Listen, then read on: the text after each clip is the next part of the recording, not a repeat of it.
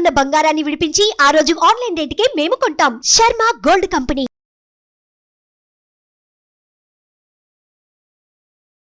నమస్తే, నేను మీ జాహ్నవి. మనతో ఉన్నారు మన వనజ రామిశెట్టి అక్క. మాట్లాడేద్దాం. నమస్తే వంచక్క. నమస్తే.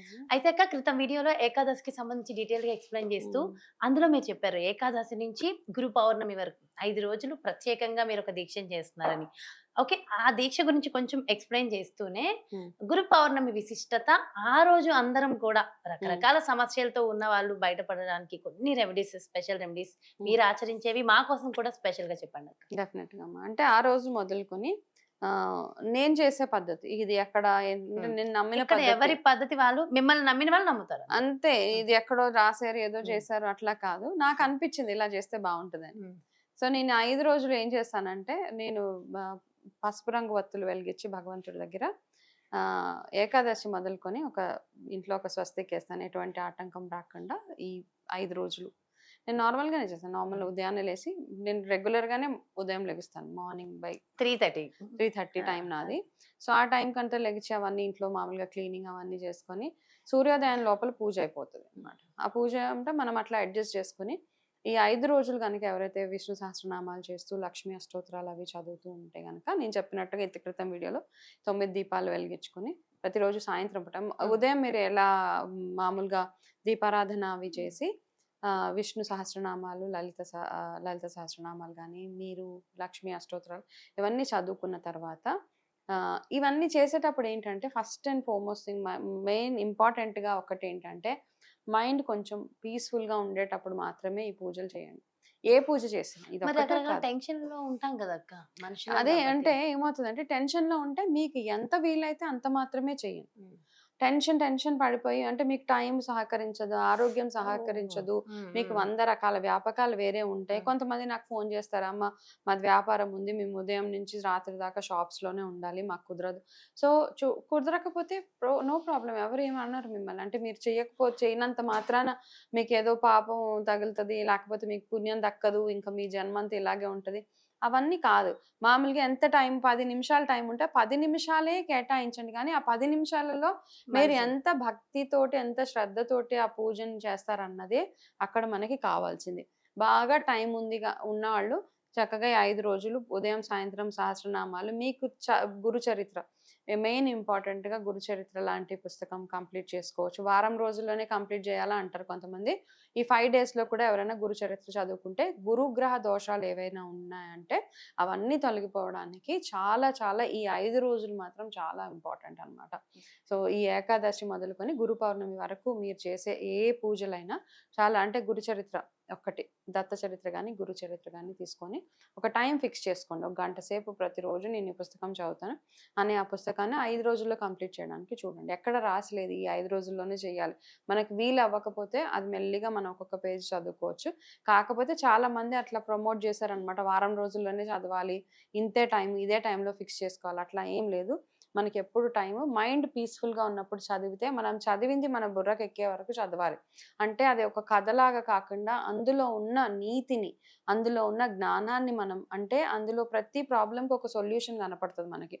సో ఇవన్నీ తెలుసుకోవడానికి గాను ఇటువంటి పుస్తకాలు ఇవన్నీ చదవమంటారు. భాగవతం, భారతం, ఏది రామాయణం చదివినా అందులో నుంచి మనకు కొన్ని మారల్స్ అన్నమాట. అవన్నీ మనం తెలుసుకొని మన జీవితంలో అటువంటి ఇబ్బందులు వచ్చినప్పుడు మనం ఎలాగ వాటిని దాటుకుంటూ బయటికి రావాలని ఇవన్నీ చదవని చెప్తారు. పురాణం గురించి తెలుసుకోవడం ఒక ఎత్తు అయితే, అందులో ఉన్న నీతిని తెలుసుకోవడం, అందులో ఉన్న, అంటే అందులో నుంచి మనకు వచ్చే లైఫ్ లెసన్స్ అంటాం కదా, మహాభారతం ఎవరైతే ఆవుపాసన పడతారో వాళ్ళు జీవితంలో ఎటువంటి పరిస్థితినైనా ఇట్లే ఎదుర్కొంటారనమాట. అది స్టోరీ లాగా కాకుండా అది ప్రాక్టీస్ లో పెట్టినప్పుడు మన చుట్టూ ఉండే కొంతమంది దుష్ట శక్తులు కానీ, ఎనిమీస్ కానీ, మనని ఎవరైతే కొంతమంది తొక్కేయాలనుకుంటారు, అట్లాంటి వాళ్ళ నుంచి ఎలాగ మనం బయటకు రావచ్చు, ఇవన్నీ మనకి ఈ పుస్తకాలు చదివితే మనకు ఆ జ్ఞానం తప్పకుండా పెరుగుతుంది. ఓకే, సో ఈ టైంలో ఏ పుస్తకమైనా మీరు చదవడం స్టార్ట్ చేయండి. భగవద్గీత మొదలు పెట్టండి, భారతం మొదలు పెట్టండి, రామాయణం మొదలుపెట్టి మన ఇంట్లో పిల్లలందరికీ స్టోరీస్ చెప్పడం స్టార్ట్ చేయండి. ఈ ఏకాదశి మొదలుకొని, లేదు గురు పౌర్ణమి నుంచి స్టార్ట్ చేసి ప్రతిరోజు 4 months ఉంది కదా. అవును, చాతుర్మాసంలో ఈ కొంచెం కొంచెం స్టోరీస్ పిల్లలకి చెప్తూ ఉంటే వాళ్ళకి కాస్త అవగాహన కలుగుతుంది. మన పురాణాల గురించి వాటి గురించి తెలుసుకోవాలి పిల్లలు. ఓకే, సో ఇది బేసిక్గా పుస్తకాల గురించి. అయితే సో ఈ పూజ విధానం ఈ 5 రోజులు చేసి గురు పౌర్ణమి రోజు మాత్రం, గురు పౌర్ణమి ఎందుకు చేస్తాం, 15 సంవత్సరాల క్రితం ఆదియోగి మనకి ఉద్భవించిన రోజు. ఆయన ఎక్కడి నుంచి వచ్చారో వచ్చారు ఆయన కదా. అదే కాకుండా ఆ రోజు వ్యాస మహర్షి పుట్టినరోజు కూడా, ఎవరైతే మనకి మహాభారతం ఆయన రచించారో ఆయన పుట్టినరోజు. సో అందుకని అది గురు పౌర్ణమిగా మనం జరుపుకుంటాం ఆ రోజుని. అయితే గురు పౌర్ణమి, సో ఆ గురువుల్ని మనం చూడలేం కాబట్టి మనకి ప్రత్యక్షంగా ఎవరైతే గురువులు ఉన్నారో వాళ్ళకి గురు పౌర్ణమి రోజు ప్రత్యేకించి మనం పూజలు జరుపుతుంటాం. ఎలాగైతే ఆదియోగి, వేదవ్యాసుడికి, వాళ్ళందరికీ ఎలాగైతే పూజలు చేస్తామో అలాగే మనకి తెలిసి దత్తాత్రేయుల స్వామికి, సాయిబాబాకి, రాఘవేంద్ర స్వామికి ఆ రోజు దక్షిణామూర్తికి ప్రత్యేకంగా ఆ రోజు పూజలు నిర్వహిస్తాం. అలాగే మన గురువులు ఎవరైతే ఉన్నారో వాళ్ళందరికీ గ్రాటిట్యూడ్ అన్నమాట. మనకింత జ్ఞానాన్ని చదువు చెప్పిన గురువులు కానీ, విజ్ఞానం నేర్పిన గురువులు కానీ అందరికి వెళ్ళి ఆ రోజు ఎంతో కొంత అంటే మనకి తోచినంతగా వాళ్ళకి ఏదో ఒకటి అన్నమాట, వాళ్ళకి మన గ్రాటిట్యూడ్ వాళ్ళకి తెలుపుకోవడం అంతే. బాబా పూజ ఎవరైతే చేయించుకుంటారో ఆ రోజు, నేనైతే నార్మల్గా అయితే గురు పౌర్ణమి రోజు భజన అవన్నీ చేపిస్తూ ఉంటాను ఇంట్లో. సో అదే మోస్ట్ ఆఫ్ ద టైమ్స్ గురు పౌర్ణమి రోజే మనకు భజనలు అవి చేపిస్తుంటాం. అలా ఎవరికి తోచినట్టుగా వాళ్ళు ఈ గురు పౌర్ణమి చక్కగా జరుపుకోవచ్చు. అయితే ఈ రోజు మీరు చేసే దానాలు కానీ, ఎవరికైనా నిజంగా అవసరం ఉన్న వాళ్ళకి చేసే దానాలు ఏవైతే ఉంటాయో అవి చాలా చాలా మీకు ఫలితాన్ని ఇస్తాయి. అంటే తల్లిదండ్రులకి మా పిల్లలు బాగుండాలి అనుకునే తల్లిదండ్రులు ఎవరైతే ఉన్నారో వాళ్ళందరికీ నేను చెప్పేది ఏంటంటే, ఎవరైతే పిల్లలు చదువులో డల్గా ఉన్నారో ఈరోజు పసుపు రంగులో ఉన్నవి ఏదైనా దానంగా ఇవ్వండి. అంటే బట్టలు, దుప్పట్లు అట్లాంటివి కాకుండా తినడానికి అవసరం అయ్యేది, ఒక చిన్నపిల్లాడి చదువుకి నిజంగా లేని వాళ్ళు ఎవరైతే ఉంటారో వాళ్ళకి చదువుకు గాను మీరు ఏదైనా ఒకటి స్పాన్సర్ చేసి ఇస్తే కనుక చక్కగా మీ పిల్లలకంటే అదే ఆశీర్వాదం. మనం చేసే మంచి పనులే ఏవైతే ఉన్నాయో అవే మన పిల్లలకి శ్రీరామ రక్ష.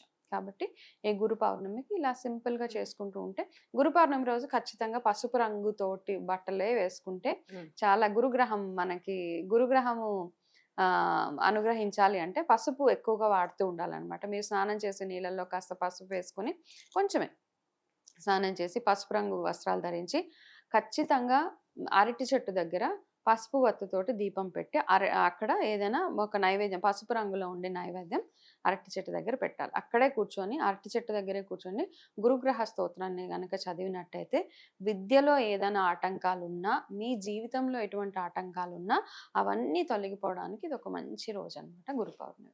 ఓకే, సో అద్భుతమైన రోజు. ప్రతి ఒక్కరికి కూడా మంచి జరగాలి అంటే ఇలాంటివి పాటిస్తే చాలా బాగుంటుంది. అవునమ్మా. ఓకే, సో డీటెయిల్ గా ఎక్స్ప్లెయిన్ చేశారు. అలాగే ఇంకా స్పెషల్ గా పరిహారం అంటే ఏమైనా ఉంటుందా?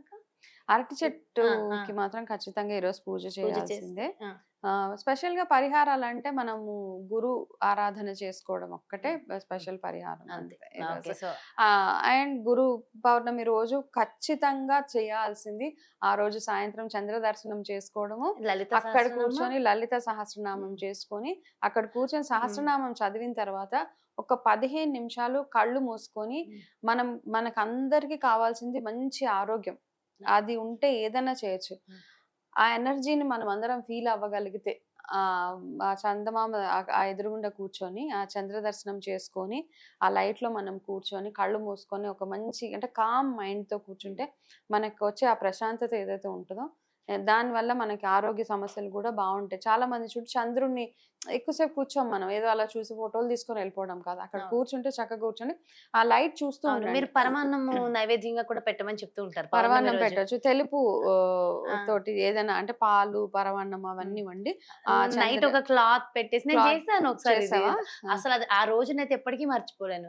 సో నైట్ మొత్తం అలా ఉంచి ఏమంటారు ఆ చంద్రబింబం ఆ పవర్ ఏదైతే వచ్చిన తర్వాత నెక్స్ట్ డే ప్రసాదం అమృతంగా ఉంటది.